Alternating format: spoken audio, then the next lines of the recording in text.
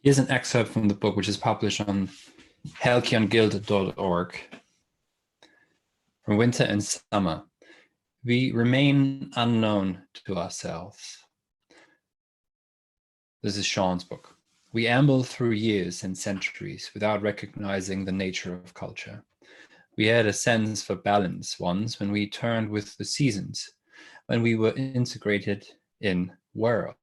We had mountains of meaning to navigate, but we sacrificed our deepest truths, our oldest gods, our arcane illusions to the dream named reason. It was for the idea of progress that meaning itself was laid to rest and forgotten. The elders inhumane had cost humanity divinity, and we have yet to explain ourselves. Without understanding, we find ourselves adapting to meaninglessness, and we begin to uncover a being of nothingness. It is past time to account for the cost of knowledge and to gather what it is that we have learned since the death of truth. Though laden with knowledge, we still do not grasp the potential we buried. It might well be lost to memory. Somewhere over the horizon, it may never return. It may have been another dream just before sunrise. We realize something is misplaced, lost in the grip of winter. Patting and searching, we turn out a stone blade and a sprig of holiday. In the same moment, a wooden weight returns. A sinking remorse, a deep pain. Looking about, it could be anywhere. Looking all around, behind, it has to be somewhere. Turning, we spot the snow-dusted prints of some spirited pathfinders. Ever curious, we head into our deepest winter with only the impression of an invincible summer. A cold wind rises, and all of the spaces between the trees fall to a path. Stepping into the wind, we track the course of thought towards something hidden somewhere beneath the snow. Herein we will have a close look at ourselves and the things we create. This is our passage through illusion and disillusion, across nothingness to a view of rising light. Setting out, we enter into nature, to a way where the beauty is from matter or mind. We are going to travel through woodlands, secret gardens, great cities and graveyards to gather medicinal stories and the shrouds of forgotten gods. We are to wade into rivers to find just how much time its stones have weathered. We search out what lasts and what fades in the tides of civilization. Then, in sight of mountain ranges and river valleys forming and eroding, we will reach a view of temporal beauty. Now, on our way, crossing an open meadow, we find a frozen spring. It has frosted over, but will serve well enough for a passing reflection into our depths. A glimpse of the natural philosophy formed solid from the enduring relevance of greater minds. Still, in quiet comprehension, we find solace in the countless experiences standing frozen in time like so much hoarfrost. Nearby, we find the kit to make use of cultural anthropology, comparative mythology. With this to hand, we can decipher the wisdom found around our world and within ourselves. We begin to recall, to remember, in the same way that King Lear called for a looking glass to assuage his suffering. This is our long-awaited moment. With a breath, we will see how the human conditions defines its domain.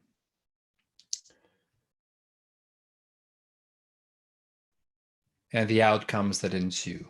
With all our powers of knowledge, there is not much else that we do than reach for just one more bite. Laid low in ignorance of all the things we cannot see, we learn our most critical errors as we are constricted and suffocated by the coil of death. Now it is time to benefit from the ones who were swallowed whole. Time to shed the aversion to suffering and embrace ancient wisdom.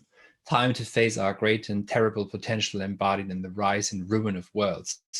With an ear for what has come before, we return to confront what we are becoming, the shades of nihilism. Crossing the river, we are going to see how the values that dominate an age characterize its culture. That is to say, our culture is made in our image. As the spirit of culture is reflected, we find it grown, padded, and painted over. Humanity has been on sabbatical from disillusion, and we have altogether forgotten ourselves. In an unmitigated condition of being, our species has specialized in sating desires, both real and unreal. Perpetually filling up, we relegate primordial drives to driverless mechanisms. It is little wonder then that we remain unknown and our condition unattended.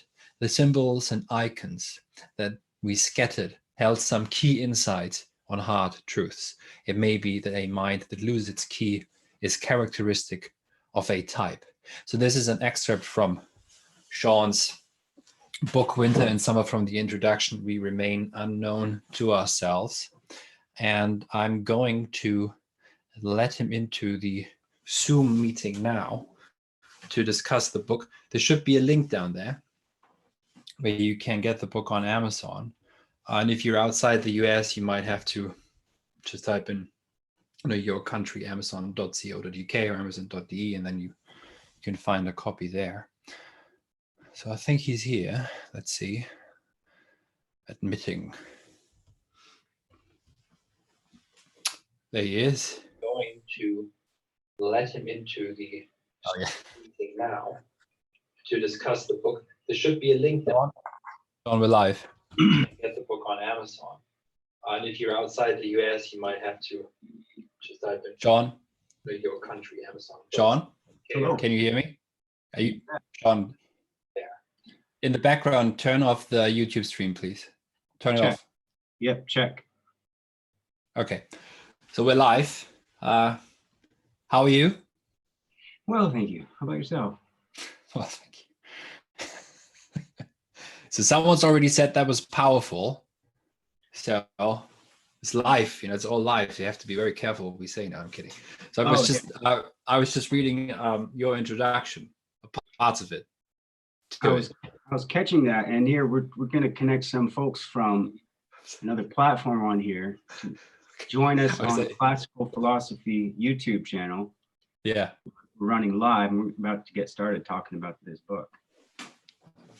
Oh, is that okay? We're multimedia now, so this is part of the becoming a Renaissance series.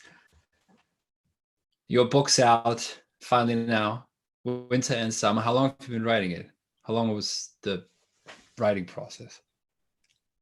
Oh, the writing process, probably a year, 2 years, kind of chipping away at that somewhat slowly, but it does culminate some 9 years of thought coming from a career and culture and a passion for the outdoors, and it all kind of coming together in this book. And the book itself is kind of an iceberg. Yes. I should have probably introduced you more properly. Well, Shaun Berke, painter, bow hunter, philosopher. Cheers. Cheers. But you're a painter. It's rare that painters also write. Yeah. You do. I think that becomes very necessary today.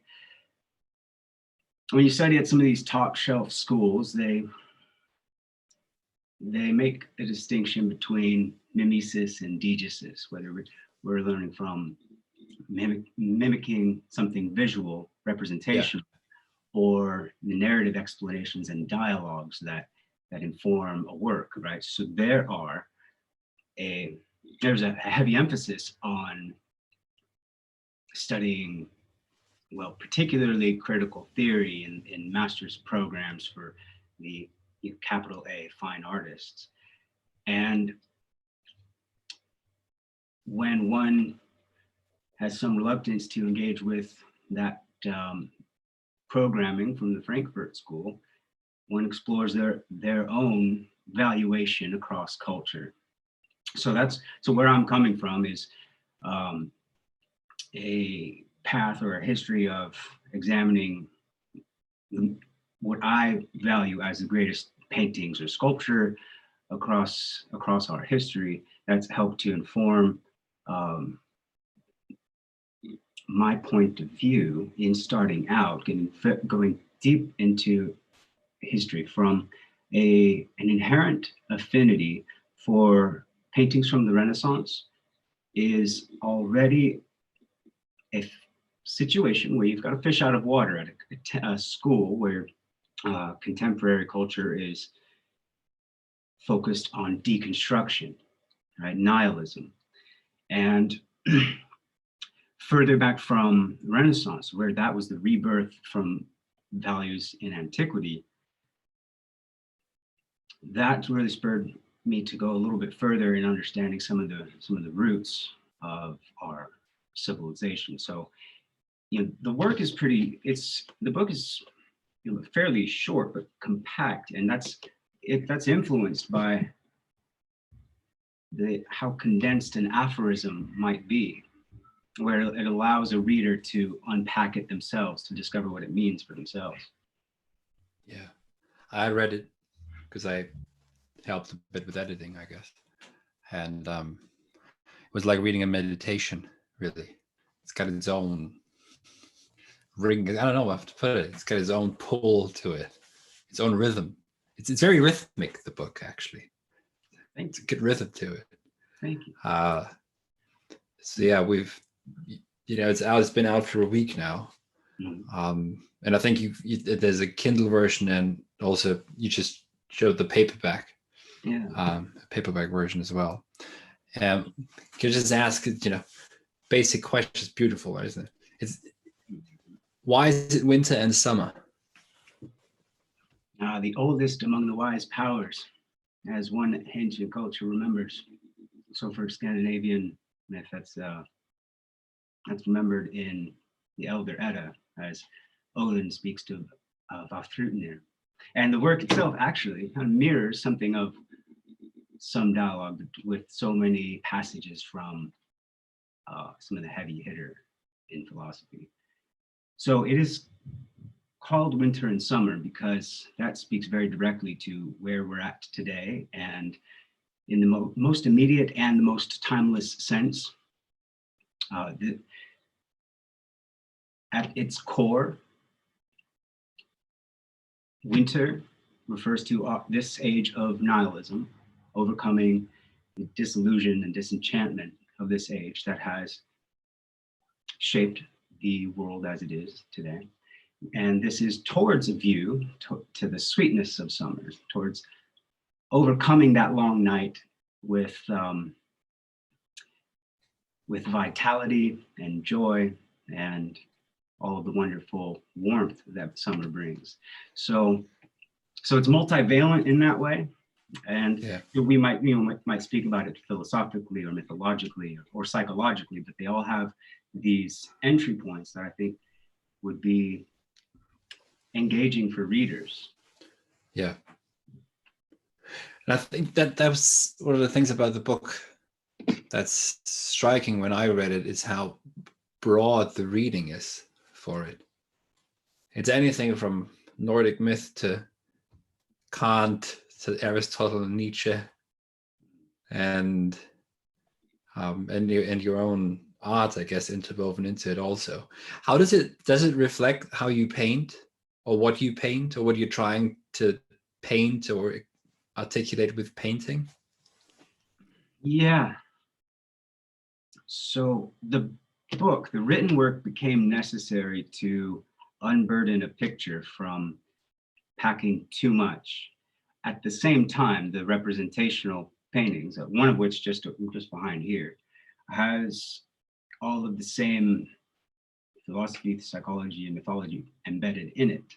So a picture back here of a friend and fellow painter and a friend's red-tailed hawk is part of a narrative of Thor and the shapeshifter Loki as outlaws in a wood. And in a day and age when there's a predominant morality, it's important to remember the other value systems that have shaped other worlds. And I'd like to emphasize that point of remembering other value systems. And this book is kind of an encouragement for readers to make their own assessments, their own valuations, because after this long winter, the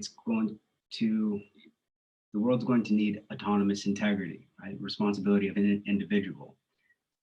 There's, in learning from our history, in remembering previous epochs, there's no way of dictating any kind of valuation. So it's an effort to share an example in a course of thought. The idea is that this is kind of a bird's eye view of civilization. And Yeah. in that sense, it speaks to some central concepts for whether Schopenhauer or Nietzsche, the aspect of eternity. And as a species of time, we need to be very aware of that. And so that's part of what the work is driving towards. Oh, so to kind of finish up on the point of how the philosophy informs the painting and vice versa. There's at bottom a particular emphasis on feeling, and that is categorically on another side of overly rationalized modes of thought or execution. So what I mean by that is everything on the surface of the painting should speak for itself. There's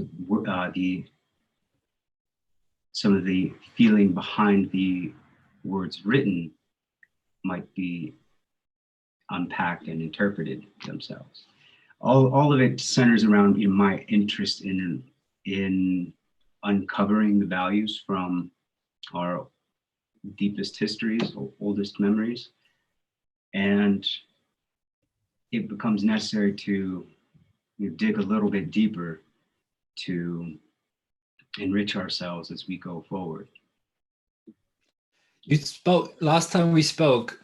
You said something. What you're saying is the retirement of the human being, and that's what this book is trying to counter. Yeah. What do you mean by retirement of the human being, and how would you counter it? Or how does the book try and counter it? So the retirement of humanity is a concept I started centering on in recognizing just how sedentary we've become, how much convenience has taken away our powers as human beings. Yeah. And the book aims to counter that in recognizing our strengths as we have adapted them. So it is to some extent an exaltation of all that is human, but at the same time, not so much reverence that we lose sight of the things that our species has done to create this condition, this world. So the retirement of humanity is seen in too many algorithms and too many conveniences, too many preferences uploaded. And the book encourages a counter to that by remembering what it is that we can do with in these bodies, with these minds, and guided by a soul tuned into the nature that brought it forward. And one starts realizing that when years and years ago. You might realize that you've been sedentary too long, so you decide to go. You just need to go and run, and so perhaps you would discover that the ground you run on is paved a bit hard, and so one would think, do you need to buy shoes for that counter this heavy pavement? We're going to digress a little bit here, but we're going to drive around, come back to a point.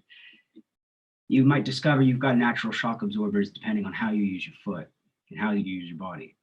And my perpetual discovery is in these little things as to like, how does one adapt to cold conditions, or so Wim Hof makes a career, a worldwide phenomenon around breathing, which could be completely absurd. But it's enabled him to summit Everest in shorts and that kind of thing. So to counter the retirement of humanity, one just needs to practice being human, not an automaton. Not a humanoid. No. I watched Network last night again, right? Howard Beale, the first man who was shot on live television for low ratings. That's how the film ends. And that was from a time when I think script writers were still capable of self-critique, and the possible terrible outcomes of television, or now the tube in general. And one of the things that he says, all you know is the tube. You dress like the tube. And then he talks about humanoids, but he welcomes it. This is in the 70s. And after he's visited by the president of the conglomerate that takes over the Muse Corporation he works for, who tells him, you have meddled with the forces of nature, Mr. Beale. There are no countries. There's only IBM, Aramco, etc. It's all in the 70s. And the primal forces is capital flowing. And the future will be, as will be all boredom amused, all anxiety entertained. These are quotes from the film. And then Beale goes live on stage and tells him, there are no countries anymore. There is no democracy. There is no America. You are becoming humanoids. And automata, I mean, it's quite interesting. It's interesting to think after this in this terms of what you said. You said something like preferences are uploaded, and that turns us into automata. That just the so we don't even need full automation. We already are to something we fully automated. Yeah, and that's where I think it is particularly important to pay attention to what we're doing with this technology. And I continually remember your advice in utilizing technology, and part of the idea with the Halcyon Guild, making use of these tools that we have. Yeah, it's a play with fire. That has to be. It's quite obvious that E.M. Foster, where's the short story when I need it? I can't find it now. Saw something true. Saw something more than 100 years ago, that we'd all be sitting in our pots, sharing ideas, and and of course, that's what we do now.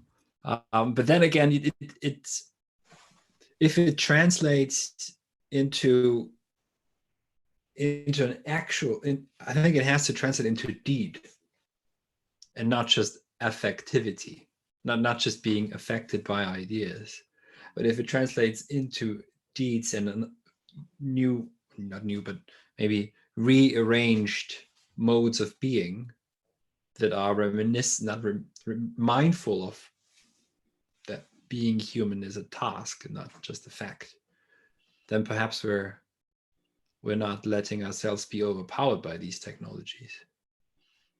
So, task, absolutely a task, which does remind me of a passage from Friedrich Nietzsche in setting ourselves the task of turning the human to nature, having learned from its course. And so he adopts the phrase homo natura to distinguish the natural man from the wise man. It's a title for Homo sapiens. The wise man is a tall order, and it has brought us to some of the more foolhardy junctures in across civilization. So remembering that it is a task, and remembering that all species on the planet do go extinct, and it's important to remember that what our advantages are, where our strengths lie, need to be practiced. That is part of that task, right? Practicing those specializations is part of honoring that particular life. In the same way that trees and ivy fight for sunlight, we have the same sort of conflict between a more mechanized future and a more naturalistic one. But this is where some of my own penchants and biases lead me to a little bit of refrain, because I encourage readers to find their own valuations, but starting from a recognition from that bird's eye view across civilization. And that's a tall order in itself. You might read 12 volumes on the story of civilization, and that's only the beginning. That's where we begin the book. We remain unknown to ourselves, and that's where it lies for each individual to shape their own valuations. Yes. Maybe a bit of a different question in terms of the practical stuff. Yeah. You did the typesetting and everything yourself. Mm-hmm. I think you're using Garamond font. Mm-hmm. And how was all that? Was it the first time you did that for a book, or no? Not no. The first time. In fact, I have some practice in archetype setting, like so typesetting with pieces of metal type, each individual letter. On an old archetype press, producing one page at a time.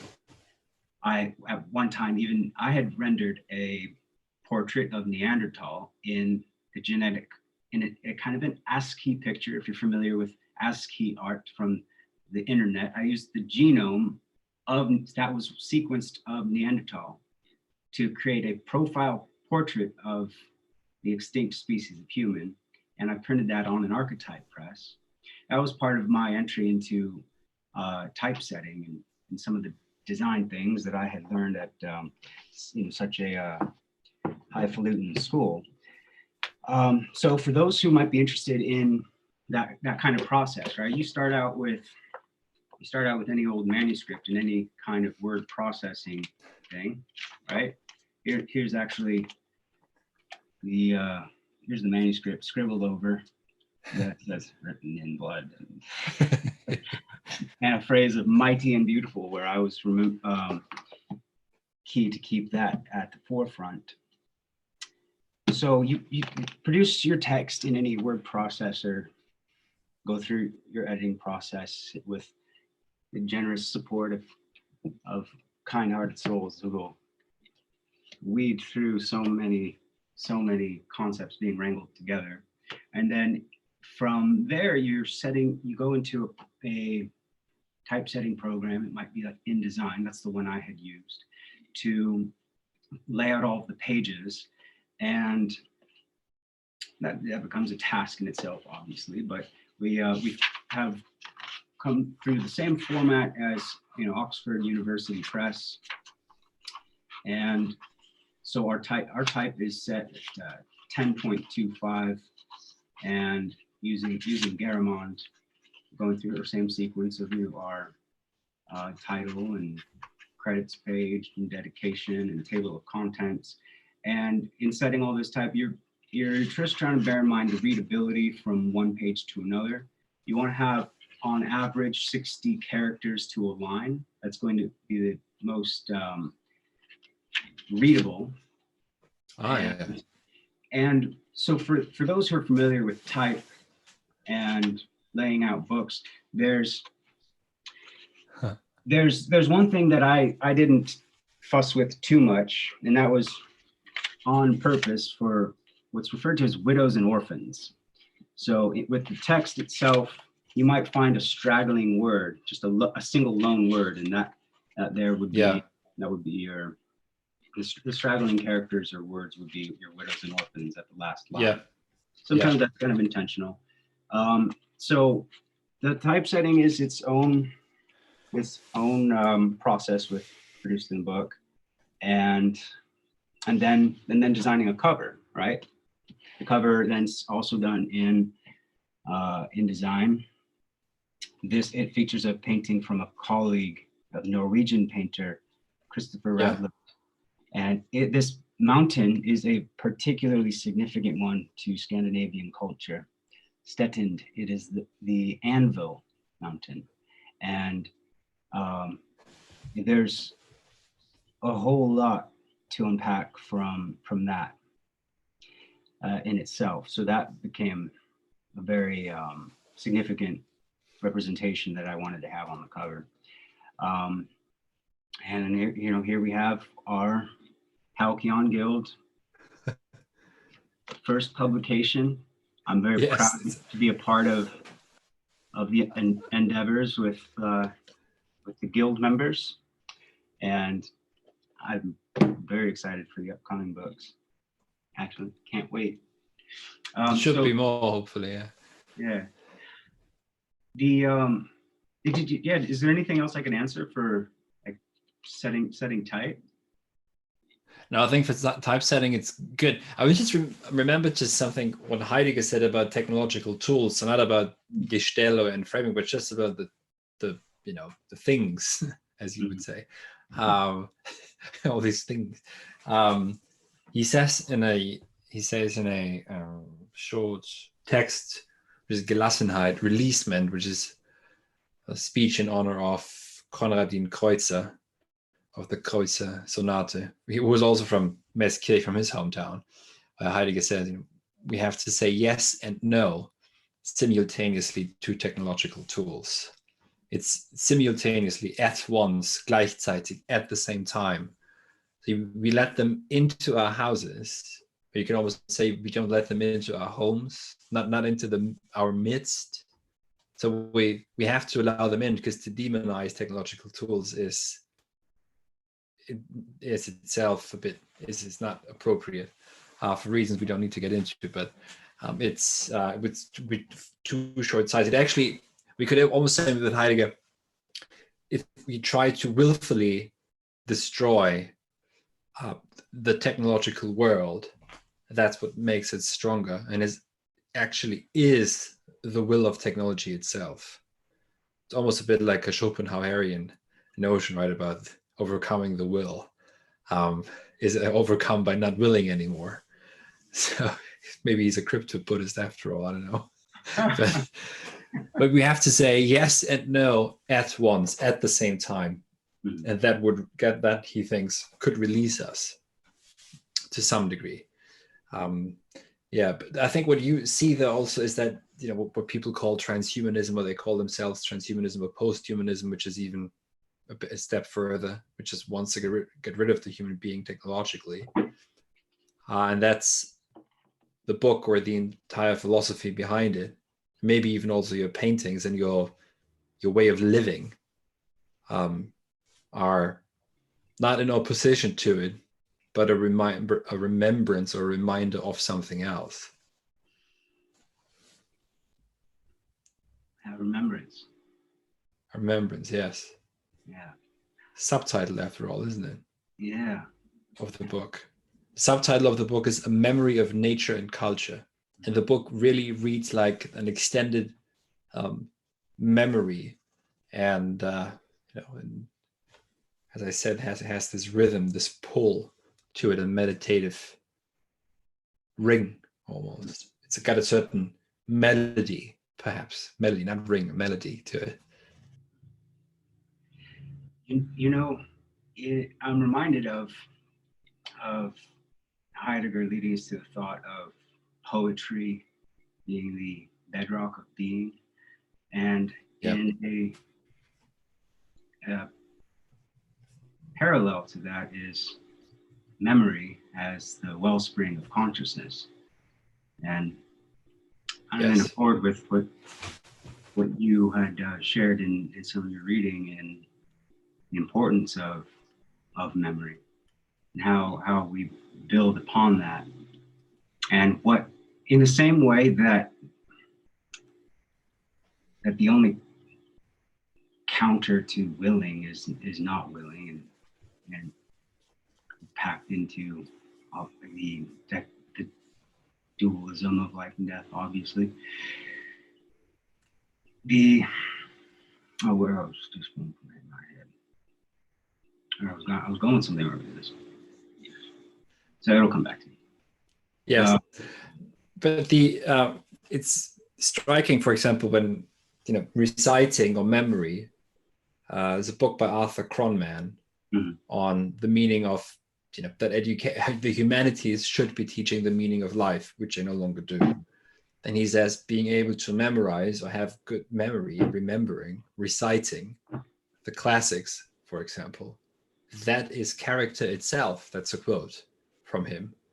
And for example, in the Critias dialogue, Plato's dialogue, Critias, Mnemosyne is prayed to at the beginning of the dialogue, is called upon by the participants, by the interlocutors. And it's when Scola arrives into their midst, which we translate as leisure, which is probably not the best translation, but Scola as this, finding a stance in the fullness of being, which is not material. That's when they begin to engage with what Plato calls mythologia, the knowledge or the wisdom of the old, the wisdom of the legendary. So and that's when Athens becomes Athens, right? That's when it becomes Athens.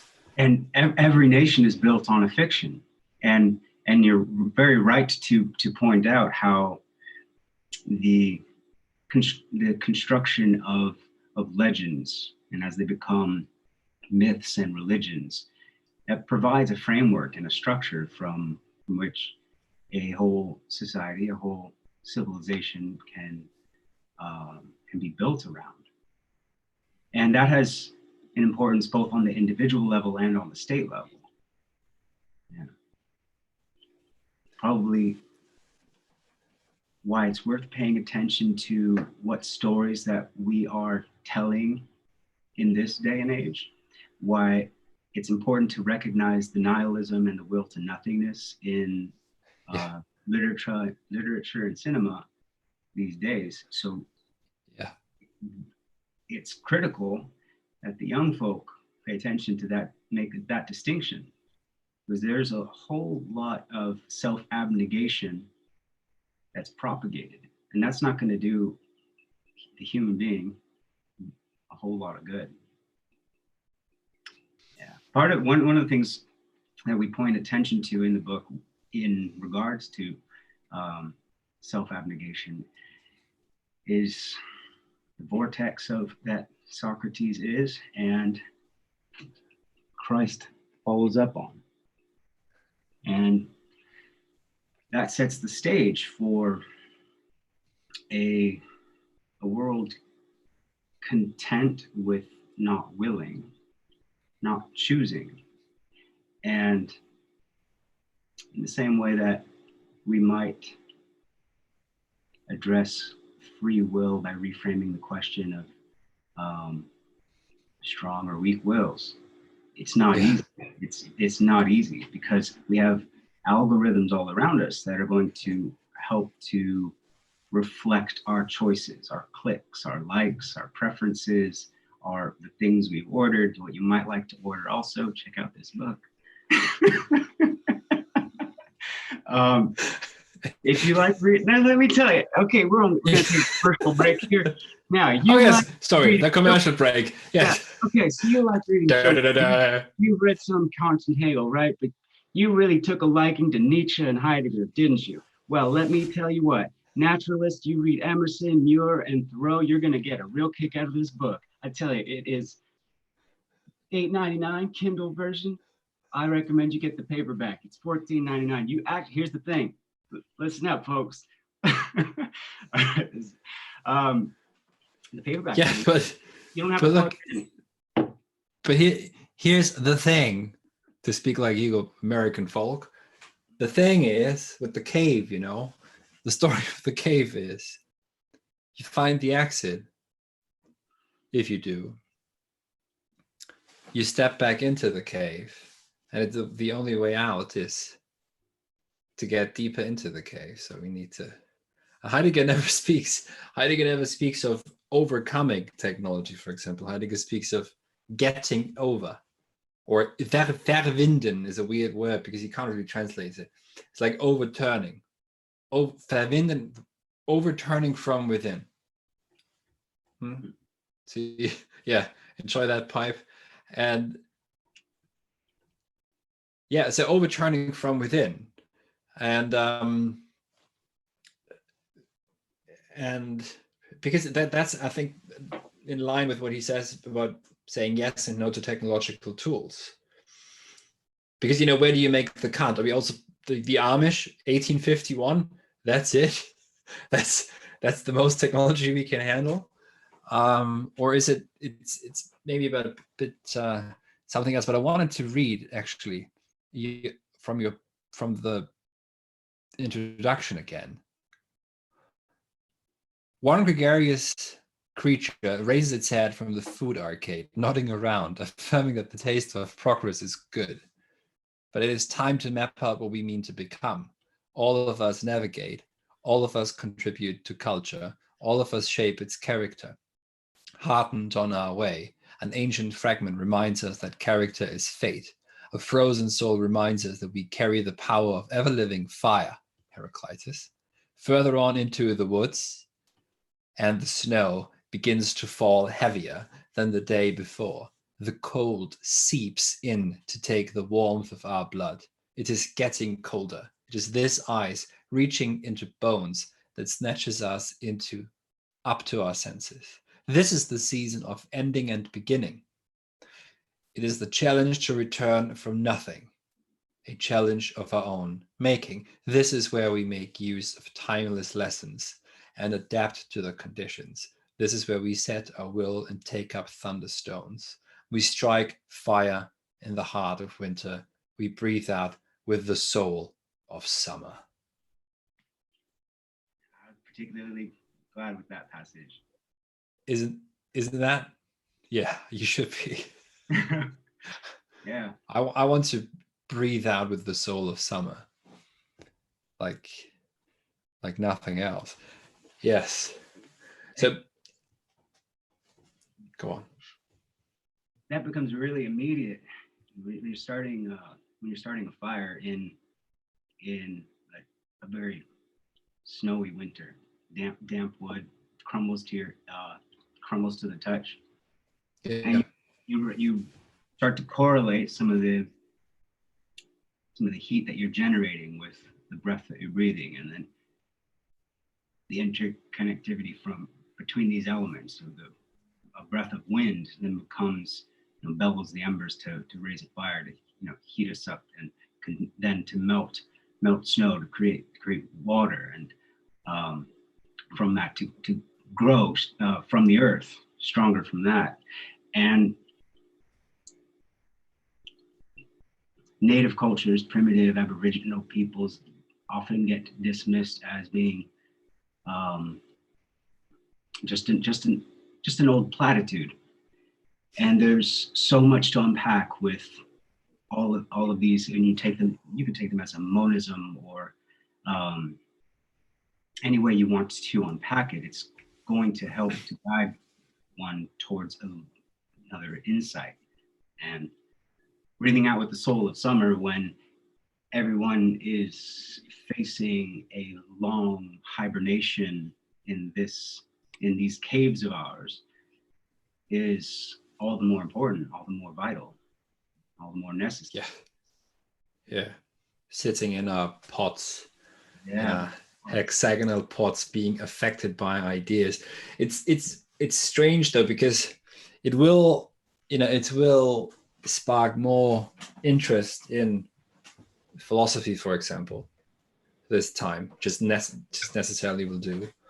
But it's also a question, of course, on what kind of soil those seeds fall, and how serious perhaps it's taken. One of the things that strikes me about this is that you can kind of bypass a few things, right? You can, and the weird thing is about the algorithms that you talk about. The more the more it is that in the way that you wish to say something, and that's the way you say it, the better it explodes through the algorithm. So that's maybe frightening, but that's something that's weird. So yeah, it's deeply strange when we reduce our thoughts to hashtags. Well, yes, but that's not what I mean. I mean, when you make a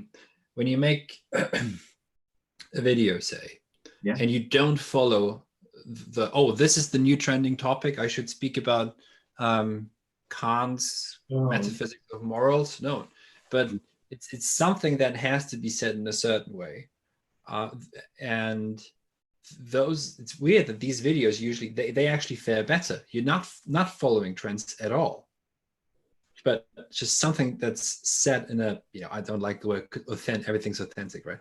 But in really in the way that it's supposed to be, or wants to be articulated in that moment, and that triggers something in the algorithm, so you can actually bypass it, right? I mean, of course you can be following the herd and typing in which hashtag to follow, but that will usually not, first of all, that's not intellectual, or it's an intellectual project which is self-sustained, intrinsic, doesn't require extrinsic motivation, right? There's no one telling you to write a book. There's no one saying, Shaun, please write a book.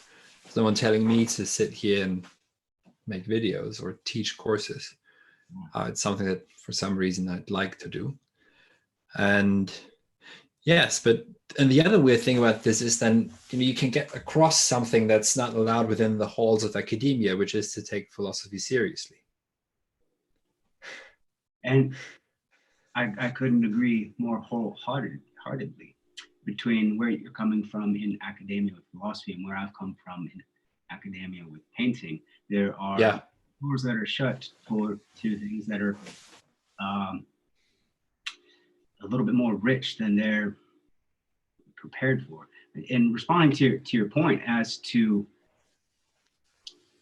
the train of trends, well, the trends have always been riding the coattails of outlandish thinkers in every variety, across every field. And the important thing important point that you're making is that we're making use of these tools to help to get other people to see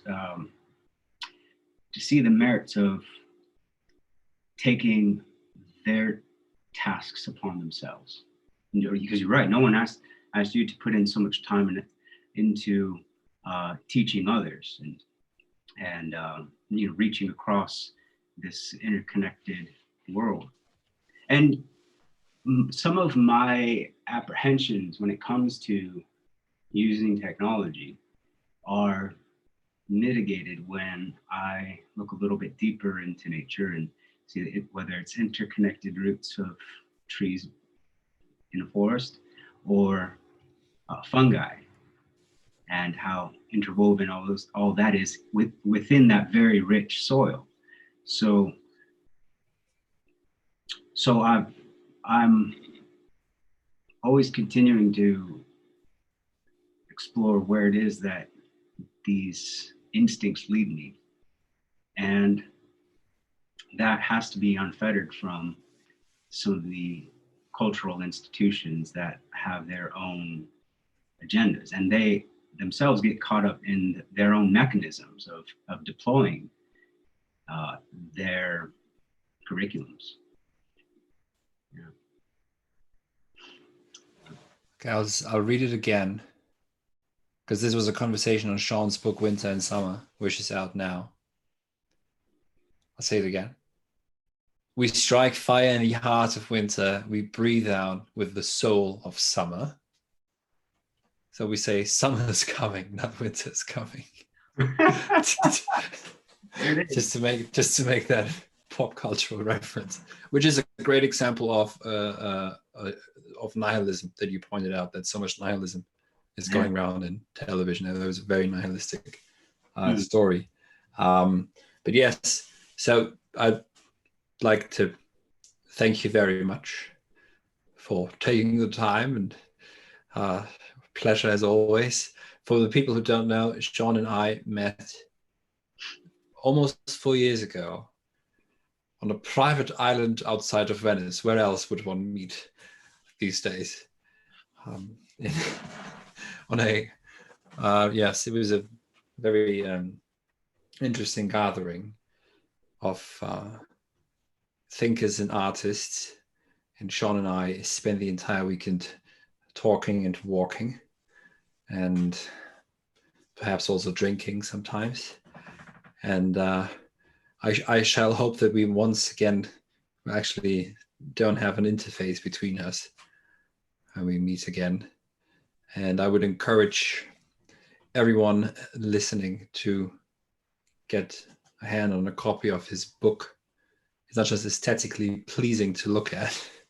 It's wonderful to read.